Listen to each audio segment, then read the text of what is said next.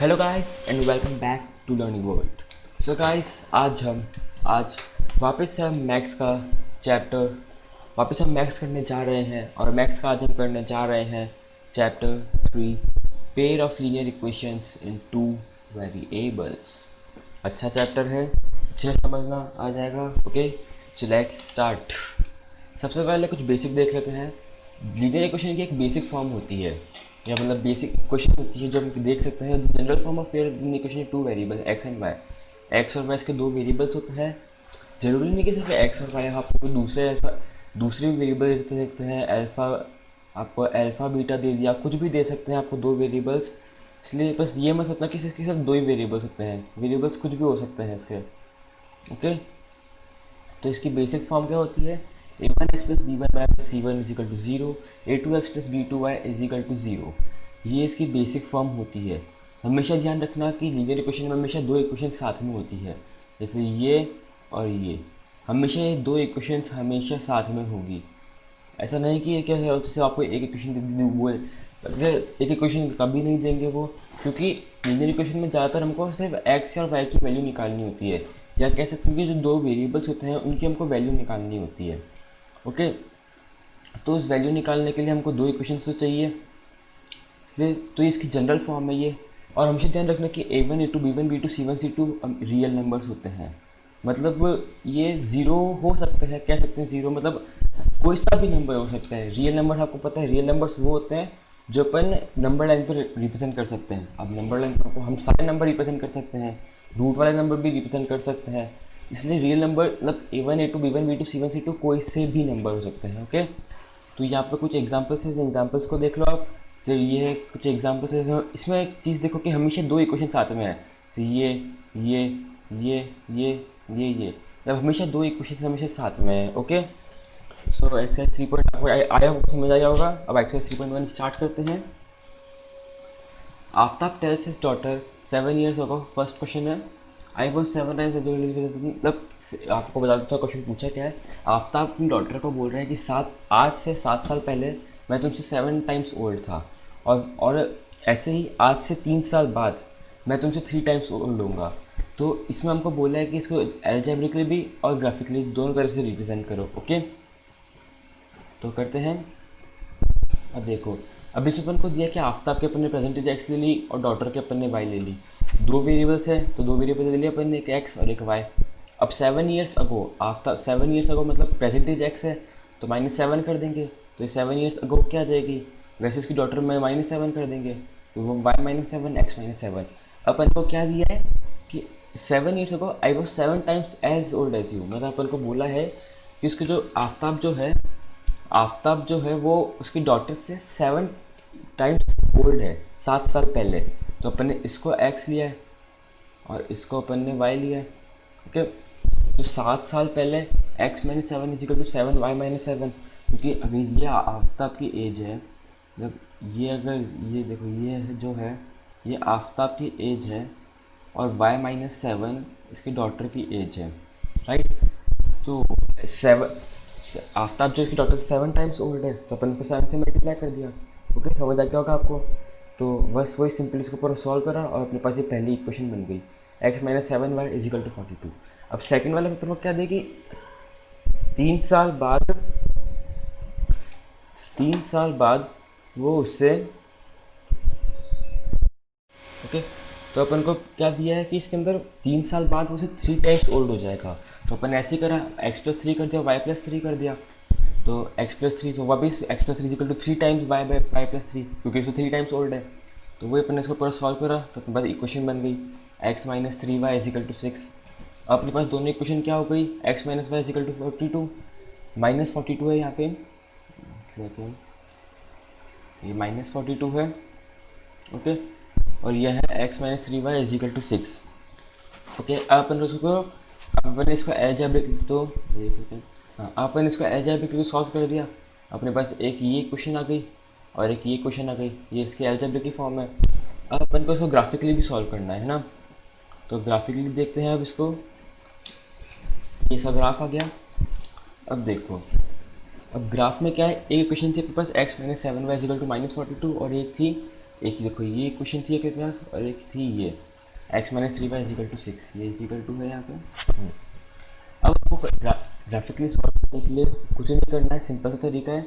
जो आपकी पहली इक्वेशन है, मतलब ये जो पहली इक्वेशन है, इसके अंदर आप x को कुछ भी ले लो ना। x को समझ आपने ज़ीरो ले लिया, x को ज़ीरो ले लिया अपन ने, ओके। तो अपन ने x को ज़ीरो ले लिया, तो अपने y जो आ गया वो सिक्स आ गया। x को अपन ने इसके अंदर ज़ीरो पुट करा, तो x को अपन ज़ीरो पुट करा, तो minus seven y equal to minus 42, तो y आ गया अपने पास सिक्स। और फिर अपन ने जब y को ज़ीरो पुट करा, मतलब अपन ने जब y को ज़ीरो पुट करा तो अपने पास x माइनस 42 आ गया। अब जरूरी नहीं आप यहाँ पर y को ही ज़ीरो पुट करो, आप वापस x को वन पुट कर सकते थे तो भी सेम ही आता। मतलब आपकी जो लाइन है वो हमेशा ऐसी स्ट्रेट ही बनेगी, ओके। अगर आप x को समझो आप वन पुट करते हैं तो one minus seven y equal to minus 42, तो अपने आता minus forty three by seven आता। वो तो फ्रैक्शन में हो जाता है, इसलिए अपन ने y को ज़ीरो ले लिया। अगर आप x को वन लेते तो भी आपकी लाइन ऐसी बनती, ओके। अब इक्वेशन सेकंड में, अब इक्वेशन सेकंड का भी अपन ने वैसे ही करा, पहले x को ज़ीरो करा, फिर y को ज़ीरो करा। x को ज़ीरो करा तो y माइनस टू आया, y को ज़ीरो करा तो x अपना सिक्स आया, तो वही इसके अंदर पुट कर दिया। अब देखो पहली इक्वेशन के अंदर अपन क्या है, x ज़ीरो है तो x अपन ने ज़ीरो ले लिया, x ज़ीरो है, y सिक्स, तो इस जगह पर पॉइंट बन गया, है ना। फिर उसके बाद हाँ, तो ये अपना ये यहाँ पे पॉइंट बन गया, ओके। फिर अपने पास क्या है, अपने पास y x जो है माइनस 42 है, तो माइनस 42 एक्स यहाँ पर है, y ज़ीरो है, तो इस जगह पॉइंट बन जाएगा, ओके। तो ये अपनी लाइन बन गई, ये दो पॉइंट्स और ये एक लाइन बन गई अपनी, ओके। सही नहीं बनी, ओके। फिर इसके अंदर देखा है x ज़ीरो है, तो अपने सेकंड वाले में x ज़ीरो ले लिया और y अपने पास था सिक्स, तो वापस वो यही पॉइंट बन गया। और वापस सेकंड में y ज़ीरो था ये, तो ये अपनी लाइन बन गई, ओके। अब इसके अंदर हमेशा ध्यान रखना गाइस कि इसके अंदर हमेशा अपने पास, हाँ, इसके अंदर हमेशा तीन तरह की लाइन्स बनेगी, या तो इंटरसेक्टिंग, पैरेलल और कोइंसिडेंस। मतलब इंटरसेक्टिंग मतलब वैसे कि ये कोई ये से ऐसी लाइन बनेगी, मतलब कोई एक जगह पे वो इंटरसेक्ट करेगी, है ना।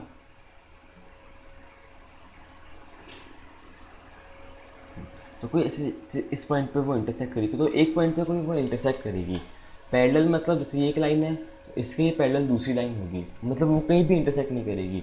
और कोइंसिडेंस मतलब जैसे कोई एक लाइन है, जैसे एक लाइन है ये, है ना, जैसे एक लाइन है ये, इसी के ऊपर एक और लाइन, मतलब दोनों के जो आंसर्स आएंगे वो सेम आएंगे, ओके। तो हमेशा तीन तरह की लाइन बनती है इसके अंदर। तो अब नेक्स्ट क्वेश्चन देखते हैं, ओके। तो नेक्स्ट क्वेश्चन देखते हैं, अब एक्सरसाइज 3.1 क्वेश्चन 2 देखते हैं। क्वेश्चन 2 में अपन को बोला है कि the coach of a cricket team buys 3 bat and 6 ball for this, later he buys another bat and 2 more balls for this, represent the statement algebraically और ज्योमेट्रिकली। हमको इसको भी अलजेब्रिकली और ज्योमेट्रिकली प्रूव करना है, ओके। तो देखते हैं इसको, देखो ये इसका सॉल्यूशन है। लेट द, अब हमने इसे कह रहा है, हमने बैट की कोस्ट को हमने एक्स ले लिया, बैट को अपन ने एक्स ले लिया और बॉल को अपन ने वाई ले, ओके। बैट की कोस्ट को एक्स, बॉल की कोस्ट को वाई, तो इसके अकॉर्डिंग, मतलब इस वाले के अकॉर्डिंग हमारी इक्वेशन क्या बनेगी, थ्री बैट के अपने तीन बैट है तो 3x हो जाएगी, 6 बॉल है तो 6y हो जाएगा। तो दोनों की कोस्ट मिला के 3900 है, तो अपन ने वही करा, 3x plus 6y equal to 3900। अब इसके अंदर से 3 कॉमन निकल रहे हैं दोनों में से, 3 कॉमन निकाला, फिर जब अपन 3 को इधर नीचे लेके जाएंगे तो 3 से कट के 13 आ जाएगा, तो x plus 2y equal to 1300, ये अपनी पहली इक्वेशन बन गई। अब दूसरी क्वेश्चन में क्या बोल रहा है कि उसने एक और बैट खरीदा और 2 और बॉल खरीदी, तो बैट अपने पास था x और बॉल अपने पास थी y, तो x प्लस 2y हो जाएगा। तो अपने पास यहाँ पे मैंने गलत कर दिया शायद, यहाँ पे 2y आएगा, हाँ यहाँ पे 2y आएगा, यहाँ पे 2y आएगा, ओके। x प्लस 2y, एक सेकेंड,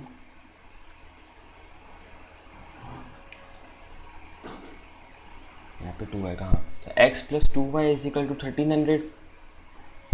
अब वही इसको अपन ने सॉल्व करा, सॉल्व करने पर पहले अपन ने पहली क्वेश्चन के अंदर x 0 रखा तो y अपने पास 650 आ गया, फिर y 0 रखा तो 1300 आ गया, फिर वैसे ही सेकेंड इक्वेशन में अपने x0 रखा तो ये आ गया, और y0 रखा तो ये आ गया, x ये आ गया।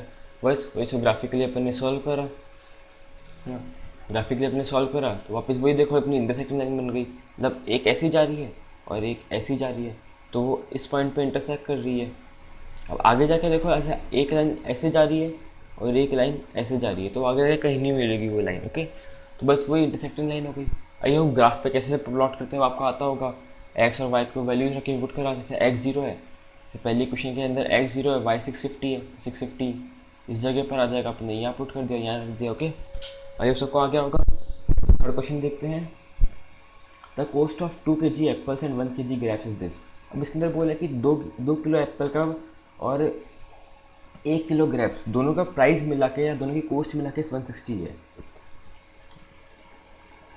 160 है।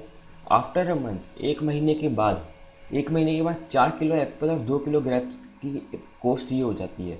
तो वही इसको एल्जेब्रिकली ज्योमेट्रिकली सॉल्व करना है। अपन इसके अंदर क्या कर सकते हैं, एप्पल को अपन ने एक्स ले लिया, है ना, एप्पल अपन एक्स ले लेते हैं और ग्रेप्स अपन वाई ले लेते हैं। वैसे यहाँ पे भी एप्पल एक्स और ग्रेप्स वाई। ओके, तो यहाँ पे क्या हो जाएगा 2x प्लस वाई, क्योंकि 1 इंटू वाई वाई हो जाएगा, तो 2x plus Y equal to 160। और यहाँ पे 4x plus 2y is equal to 300। यहाँ से आप 2 कॉमन लेके 2x प्लस वाई वापस वही 150 आ जाएगा। ओके, सो ये देखो, let the cost of apple be x और ग्रेप्स की अपन वाई जो मैंने आपको कहा पहले, तो 2x plus y 160 after month 4x plus 2y। यहाँ से मैंने सॉल्व करा, नहीं आप इसमें सकते 2 कॉमन लेके भी, आप सकते 2 कॉमन लेके, तो 2x plus y is equal to, एक सेकेंड,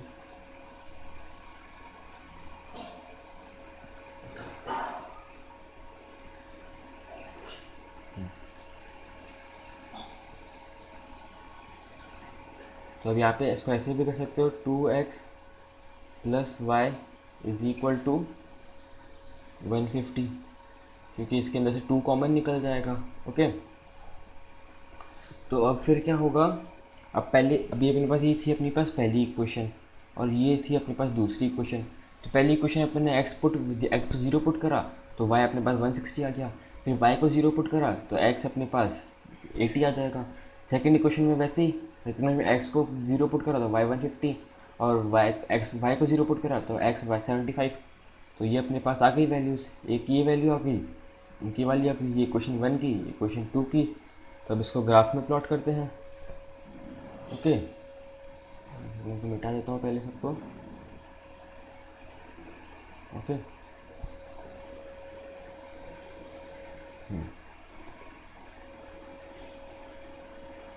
ओके, तो ये अपने पास एक ये इक्वेशन थी और एक ये इक्वेशन थी। ओके, अब इसके अंदर देखो, इसके अंदर पैरेलल अपने जब इसको प्लॉट करा, जितने भी पॉइंट्स थे इसको प्लॉट करे, जैसे एक्स जीरो था तो एक्स जीरो यहाँ पर है, जीरो वही, और वाई 160 तो 160 ये आ गया।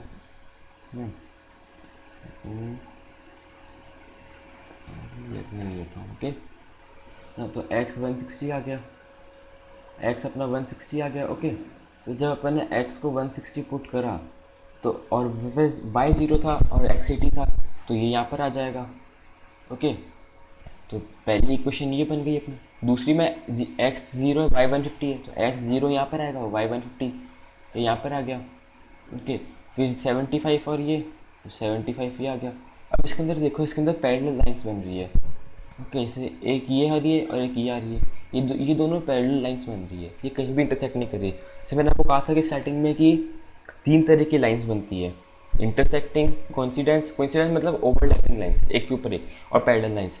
तो आपने देखा कि इन दो क्वेश्चन में जैसे इसके अंदर इंटरसेक्टिंग बन रही थी और इसके अंदर भी अपनी इंटरसेक्टिंग बन रही थी, इस पॉइंट पे ये इंटरसेक्ट कर रही थी, एक ऐसे जा रही थी और एक ऐसे जा रही थी। ओके, तो वैसे ही ना इसके अंदर भी अब इसके अंदर पैरेलल बन रही है, तो बस ऐसा ही है ये। सो ओके, अपना ये एक्सरसाइज 3.1 ख़त्म हो गई है। So thank you guys for watching. Next video में हम 3.2 देखेंगे, उसका क्वेश्चन 1 करेंगे और उसके कुछ फॉर्मूलेज है उसको देखेंगे। Okay, so thank you guys for watching, and please, if you like the teaching, like the video, subscribe to the channel and share it with your friends, and also click the bell icon. So thank you, bye bye.